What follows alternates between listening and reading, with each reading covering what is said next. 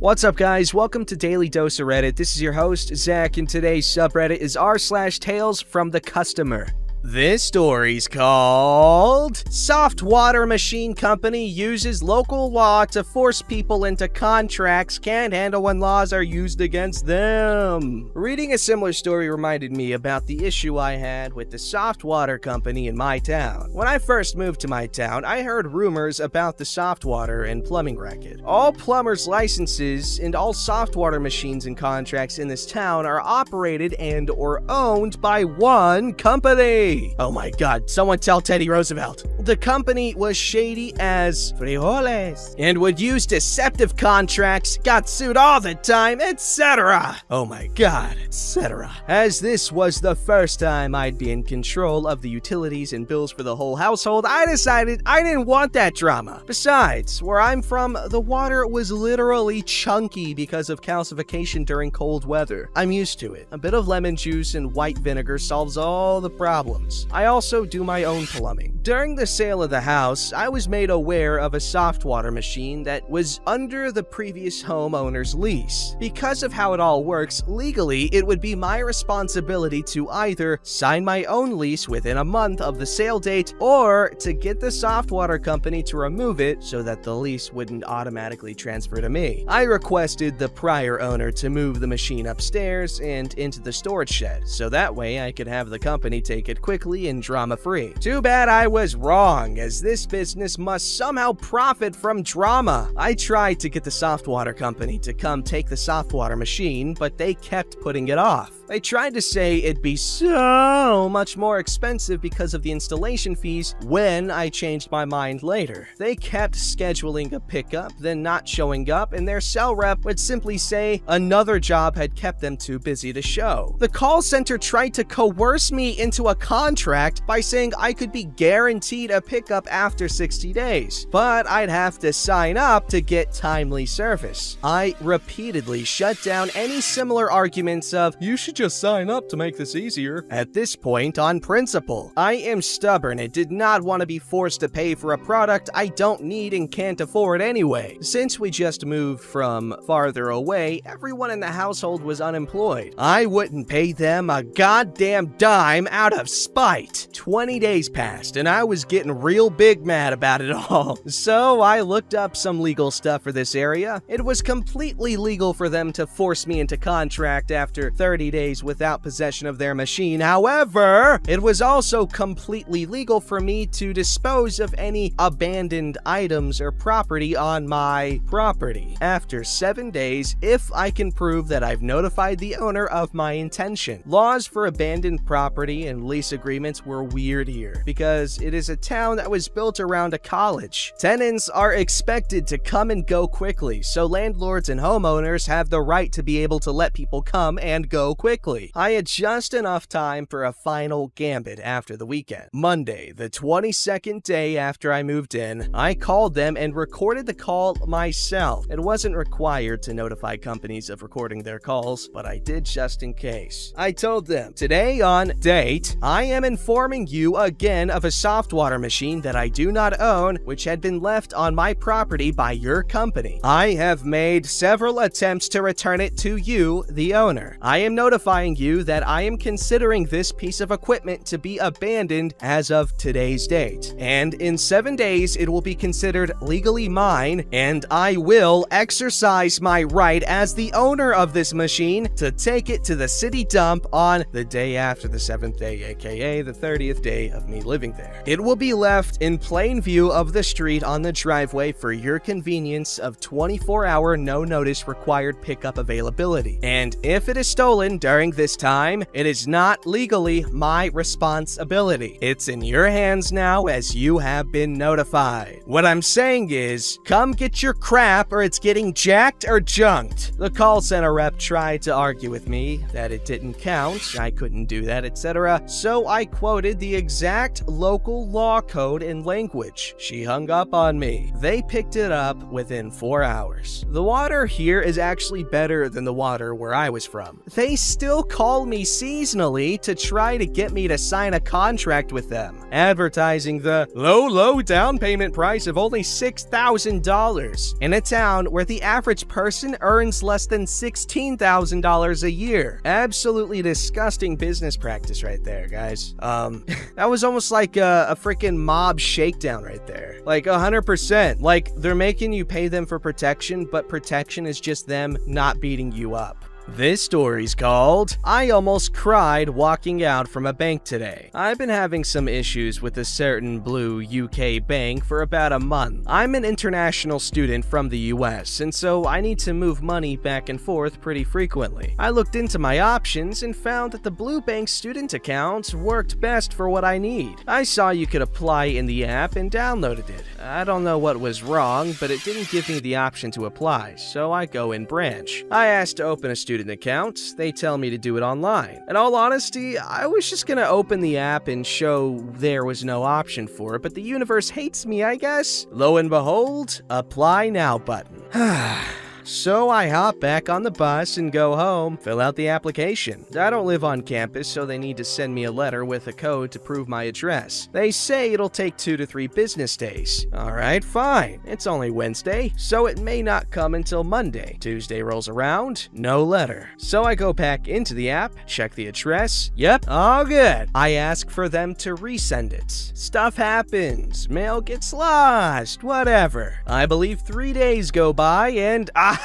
A letter with a code inside. I open my app again and type in the code. Invalid code. 3 attempts left. I must have put it in wrong. I type it in again. Invalid code. 2 attempts left. Maybe I messed up the last number. I type this one out super carefully. Invalid code. 1 attempt left. I didn't want to risk having my whole application thrown out. I think maybe this is the first letter, and when I requested the second, it invalidated the code on this one. I wait a few more days, and finally, the other letter is here. I type the code in, and wha-bam! I'm in, baby. I have to fill out some info about taxes, income, and the like. No problem. The app closes every time you click the home button. So if I had to go, say, pull up my social security number, I had to start this section over again. It was annoying, but I get it. It finally asks for my UCAS number. It's a nationwide way to apply for multiple universities in the UK. I didn't apply through UCAS. I applied directly through the school. So I click the No UCAS number option. It tells me, no problem, just bring in some paperwork to your branch and verify you're actually a student. Annoying, but again, I understand. My school is kinda strange. I have a class from 10 to 5 every day except Wednesday. The bank hours happen to be 9:30 to 4, and they're closed on the weekends. So I wait a few days, and here we are today. I gather all my paperwork they need and head on over. I get there and tell them I need to verify that I'm a student for my account. The lady behind the counter just stares at me for a moment and asks me to wait. Yeah, sure, no problem. She gets up, and I can hear her asking her coworker about what to do. I knew this wasn't gonna go well from that alone. She sits back down, and a weird game of telephone starts. Her coworker asks a question. She turns and asks me, "What do you have to prove you're a student?" "Oh, just my CAS student ID and my acceptance letter." "Passport?" Yep, and my residence permit." "Proof of address?" "Got those papers right here." "UCAS number?" "Yeah, wait, what? No." "Oh, sorry, you can't apply for a student account without one." I'm freaking dumbfounded. I try to explain. I applied through the app. They asked me for my UCAS number. I told them I didn't have one. The app said to come into a branch to verify I was a student. That I didn't need a UCAS number. Her other coworker asks what's going on. "Oh, she just tried to apply for an account that wasn't right for her." She turns back to me. "Just go back onto the app and apply for a regular account. Besides, we don't have any appointments until Broford is over." I leave, wanting to cry out of sheer frustration. I probably could have thrown a fuss and asked for a manager, but I was so over this, and I'm not good with confrontation. I can't do anything without a UK bank account. I can't get a real phone plan. I have a pay-as-you-go SIM card, but I can't pay for more than 1 month because to top up, you need a UK bank account. I can't pay rent without basically doing a wire transfer, and my landlord doesn't like it. The fees to transfer money doesn't seem like much initially, but we've probably lost a couple hundred at this point, and for a college kid, that's a lot. I'm just so tired and annoyed. I've wasted like 3 weeks doing this, and now I've been told I basically have to start over. Thanks for hearing me out. That's redonkulous. I'm so sorry. I'm gonna start a bank just for you. All right, it's gonna be super easy. You're gonna be like, wow, my money's so easy to access.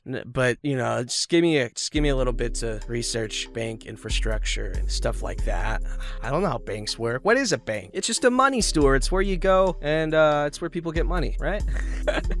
Like, I don't even know why people have jobs, you know, just go to the bank. They give money out all the time. One time I saw a dude, he came in, he took like $50,000 from the bank. It was so crazy. I was like, wow, man, that's crazy. But I think you have to be special in order to withdraw that money because, like, I've only seen rich people withdraw that much money.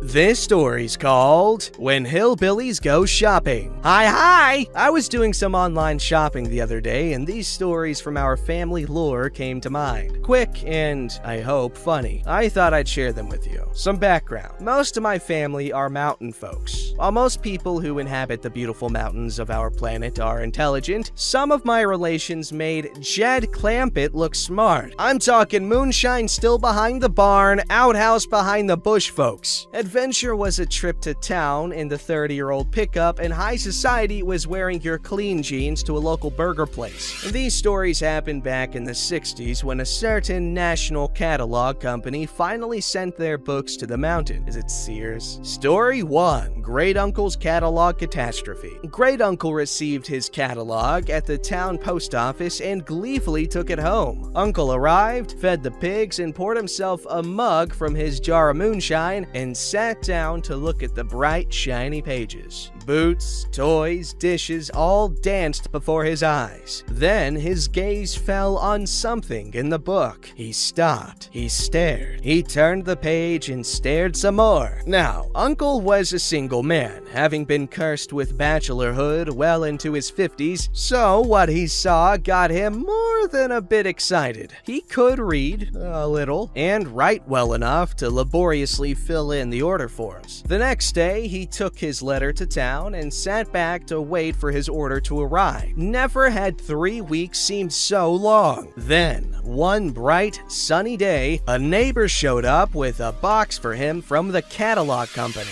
Uncle was confused. It seemed much too small, but he opened it up and stared in dismay at the dress inside. "This ain't what I wanted." "That there is a dress." "I know that, dummy. I didn't send away for no dress. I wanted the girl that was wearing it." Story 2. Auntie gets married. When my auntie was 16, she became engaged to her childhood sweetheart. She was wild with excitement and happily set about planning her wedding, and nothing would do, but she had to order her dress from the catalog company. The book was pulled out, pages were poured over, and her beautiful white lace dress was ordered. 3 weeks later, her dress arrived, and auntie immediately put it on, and for the week before the wedding, ran barefoot up and down, back and forth, all over the mountain, showing everyone her beautiful city wedding dress. The day the wedding dawned, and auntie came sashaying down the aisle, still barefoot in her now ragged dress with its dirty hem trailing along the floor behind her. She reached the front,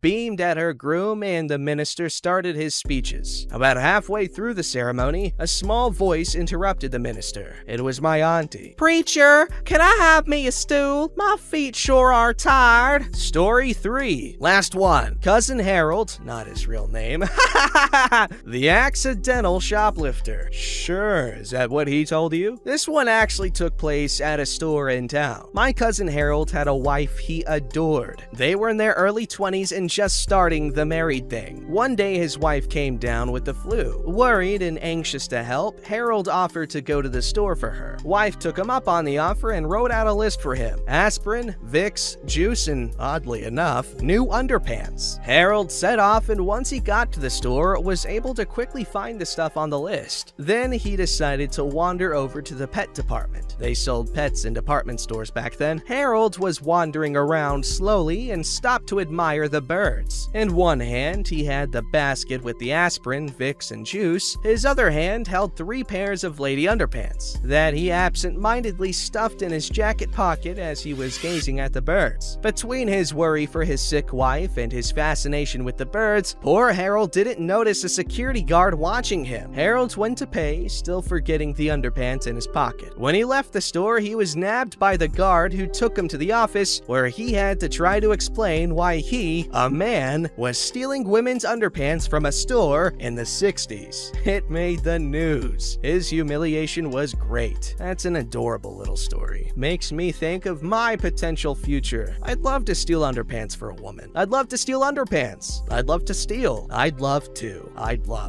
This story's called Guy at Sandwich Place Makes My Day a Little Better. This week started absolutely crappy for me. Long story short, I wasted money and time on a doctor's appointment only to hear that what I needed from them wasn't available. Oh my god. The whole bus and train ride stressed me out a lot. Yay, social anxiety. So when I arrived at my train station after that disaster, I decided to go to the sandwich store there. Anxiety be damned. At least I want good food after this. The man that made my sandwich was so nice. I apologized if it might take me a little longer since I'd only ever been there once before. He took his time to explain things to me, didn't rush me, and when I asked for a lot of onions, he followed up with a big handful of them. Sometimes it's the little things that can make a crappy day so much better. A big, heartfelt thank you to all the workers who take their time for us noobs. And even in this chaotic and scary time, try to give the best service. That's a really nice story, and as someone who likes onions, I understand.